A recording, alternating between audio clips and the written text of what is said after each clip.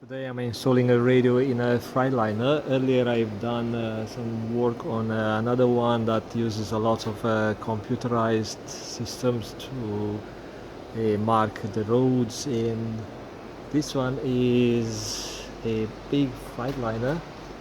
And if you are not aware what's in the engine compartment, if you are one of those mechanics type of person, here is the engine. It goes all the way inside,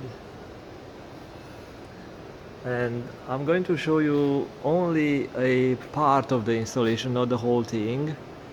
That's the antenna, and I'll get into the detail how I install the antenna. So this is the long way, it's not a shortcut, and I don't do shortcut installation. I'm not an installer. I'm trained in civil engineering, had nothing to do with radio installations, but I'm going to show you how I do things. And this is not a tutorial. So that's the antenna.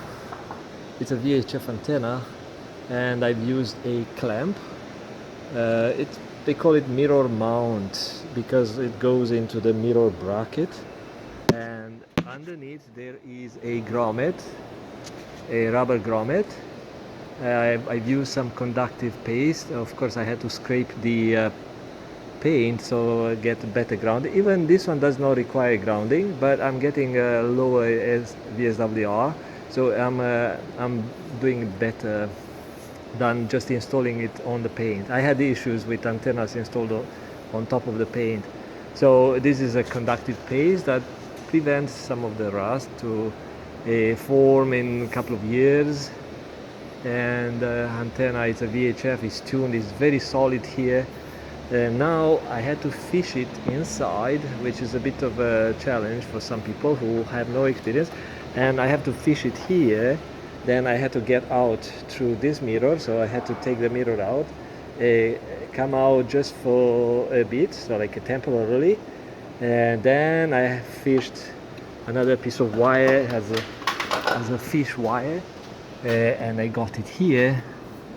Then I pulled my wire from here, then I'm going to install the mirror back on the bracket, and then here it's the wire that goes inside. So it goes inside with a harness, with a mirror harness. This is a heated mirror, and I'll show you how I've done it inside. Now it's a bit of a job to take all these trims out, panels or whatever they are, and so you have this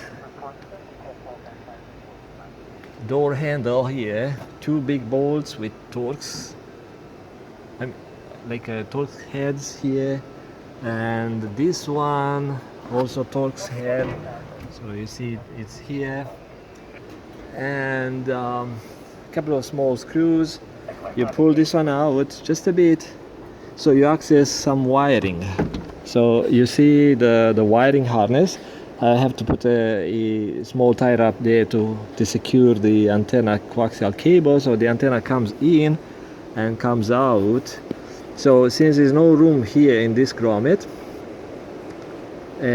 I had to drill a hole here, which is you need a kind of a right angle, like a 90-degree angle drill to get in there. Drill a hole, make sure you don't punch the or don't drill into the harness, and you have to know how the door closes, and I'll show you in a bit.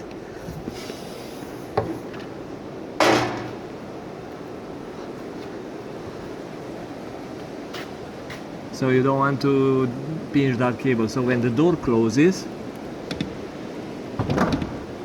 the cable is not getting pinched here, kinked, anything like that. So then I run the cable through here, little bit of drill drip loop, and here I'm going to use some silicone. Again, this is not a finished installation, it's just show you some tricks.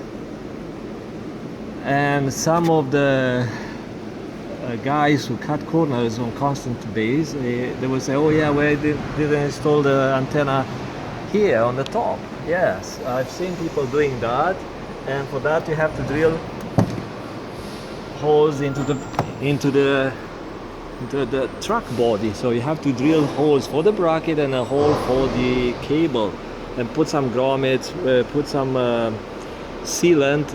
I use marine sealant. I've done a couple of those jobs, but even a couple of years later, like 5-6 years later, the sealant is getting cracks with shrinking, with vibration and UV and all that, and you get leaks. And this is a brand new truck. They pay me and they specifically call me with my name because they know how I do stuff like the factory.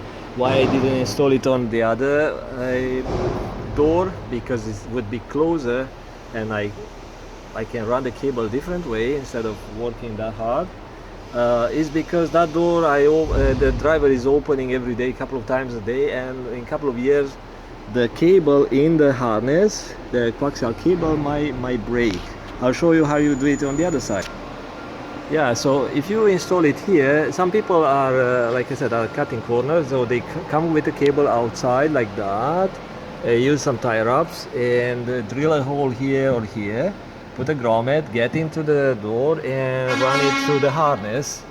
I've seen even running the cable like that, and a hole right here, and a cable is exposed for a couple of like maybe 10-15 inches, which looks not very professional, but that's the way they do it, and they get paid and the bosses are happy. So if you decide to run it in the door, then of course there is a harness here, and then you have to access somehow to get into the driver area. So what you do, instead of opening this panel like I do on the other door, because I want to do it nice, you can follow this harness here and get in here, and there are a couple of let's see, yes, underneath there are few pass-through grommets. I can see it right here.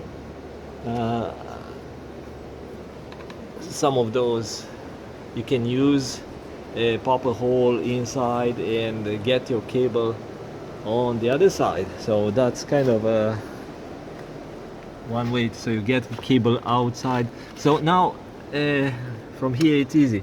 Now what I'm going to do, I'm going to install that ICOM radio. I'm going to install it here on the bracket, and the microphone somewhere in here. So then the power, I have to figure out the power, because some of these trucks are at 24 volts, so I haven't decided yet. Originally when I planned out the installation, I thought, should I try there? No, it doesn't fit there. Some radios, they do fit in that little storage box.